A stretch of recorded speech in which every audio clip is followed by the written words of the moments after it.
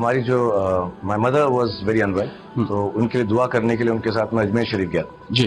तो हम चादर चढ़ाते हैं मन्नत मांगने के लिए। तो हम चादर को ऐसा लेके जा रहे थे, तो मम्मी ने पैसे मेरे पास रखाए थे संभालने के लिए, 5,000 रुपए थे। अच्छा। तो वो मेरे गुम गए। फिर मैं ढूंढने को आया तो एक फकीर बैठे हुए थे वहां पर। तो उन्होंने मुझसे एकदम सर ने कहा, कुछ गुम गया है क्या? मैंने कहा जी। तो उन्होंने कहा 5,000 गुमे है क्या? तो मुझको ऐसा लगा इनको कैसे मालूम। और मैंने कहा जा, यहाँ आया है दर दर से खाली हाथ नहीं जाएगा। 5,000 गवाए हैं, 500 करोड़ कमाएगा। क्या बात। एंड आई मुझे कभी कभार ऐसी बातों में विश्वास नहीं होता। हम सब पढ़े लिखे, लगता है ऐसा होता नहीं होगा, लेकिन ये मेरे साथ हुआ है। और वो सही थे।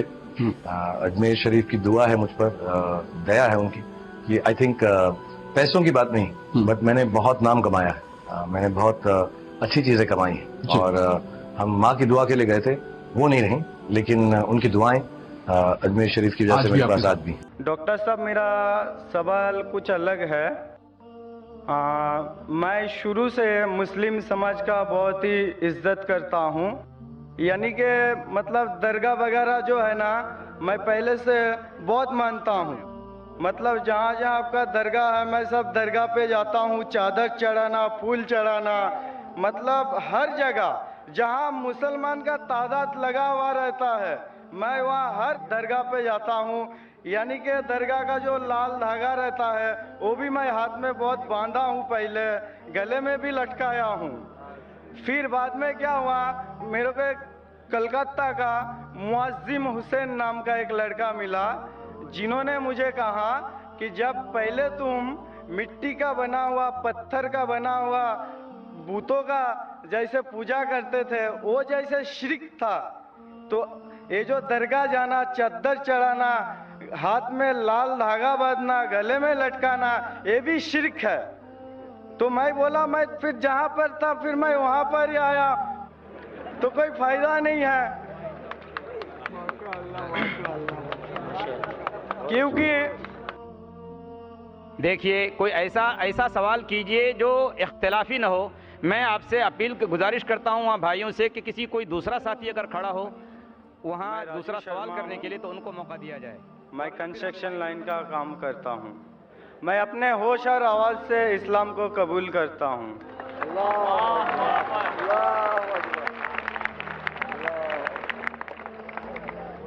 माशाअल्लाह, जिस तरीके से अल्लाह ताला फरमाते इज़ा जा नसरुल्लाहि वल फतह, आप देखते बड़ी तादाद में अल्हम्दुलिल्लाह लोग अल्लाह के इस सही दीन की तरफ आ रहे। भाई साहब, आप मानते हैं कि अल्लाह एक है? हाँ। आप मानते हैं कि अल्लाह एक है? हाँ, एक है। आप मानते हैं कि बुत परस्ती गलत है? गलत है। आप मानते हैं कि मोहम्मद सल्लल्लाहु अलैहि वसल्लम आखिरी पैगंबर है? हाँ। यस। आपको इस्लाम कबूल करने पे कोई भी जबरदस्ती कर रहा है? नहीं नहीं नहीं नहीं। कोई भी माली दबाव? नहीं नहीं नहीं। कोई भी फिजिकल दबाव? कोई धमकी दे रहा है? नहीं नहीं, बिल्कुल नहीं ना, क्योंकि इस्लाम को जबरदस्ती से किसी से कबूल कराना, जबरदस्ती से इस्लाम कबूल कराना इस्लाम में हराम है, ला इकराह फिद्दीन। लेकिन कोई दिल से करना चाहता है तो कर सकता है। आप अपने दिल से करना चाहते हैं? मैं अपने दिल से कर रहा हूँ। माशाअल्लाह। तो मैं अरबी में कहूंगा, उसको आप दोहराइए। अशहदु अशहदु अल्लाह अल्लाह इलाहा इलाहा इल्लल्लाह इल्लल्लाह व अशहदु व अशहदु अन्ना अन्ना मुहम्मदन मुहम्मदन अब्दुहु अब्दुहु व रसूलुहु। रसूलुहु। मैं गवाही देता हूँ मैं गवाही देता हूँ कि अल्लाह के अलावा अल्लाह के अलावा कोई माबूद नहीं कोई माबूद नहीं, और मोहम्मद सल्लल्लाहु अलैहि वसल्लम उसके बंदे उसके बंदे और पैगंबर है। पैगंबर है। माशाअल्लाह, आप मुस्लिम बन चुके। और इंशाअल्लाह मैं अल्लाह से दुआ करूंगा कि आपको और हिदायत दे और आप अमल में भी इंशाअल्लाह पक्के बने, और दुआ करूंगा कि इस दुनिया और आखिरत में भी इंशाअल्लाह आपको सफलता मिले।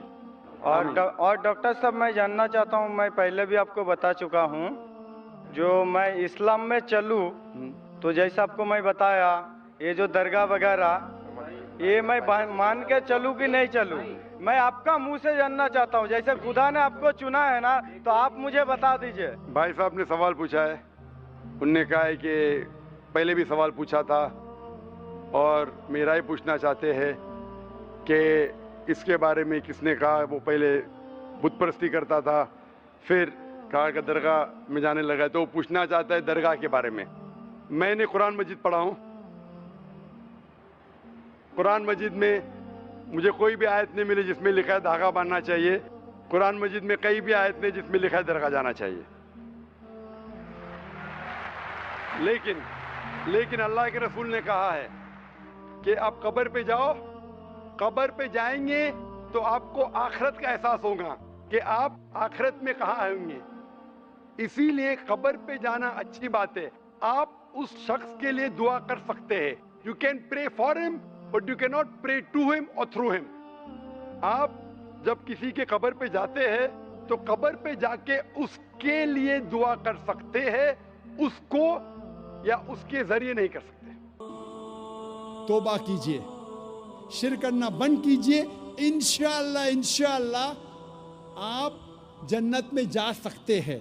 लेकिन अगर शिर्क की हालत में मरे तो अल्लाह सुब्हाना व तआला, खुदा ईश्वर आपको कभी भी नहीं माफ़ फरमाएंगे। इसीलिए कुरान मजीद में लिखा है, जो मैंने इस तकरीर के शुरू में तलावत की, उस आयत की जिसे मैं मास्टर की कहता हूँ, सारे तालों को खोलने वाली चाबी, सूरह इमरान सूरा नंबर 3 आयत नंबर 64 में लिखा है, तालो इला कलिमतिन सवाइम बैनना व बैनकुम, आओ उस बात की तरफ जो आप और हम में यकसा है।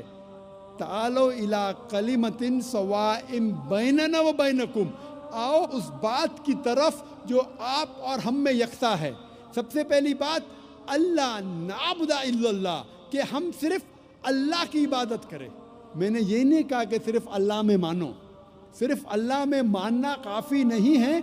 अल्लाह नाबुदा इल्लल्लाह, कि हम सिर्फ अल्लाह की इबादत करें। अल्लाह को मानना काफ़ी नहीं, अल्लाह की इबादत सिर्फ करना चाहिए, वो ज़रूरी है।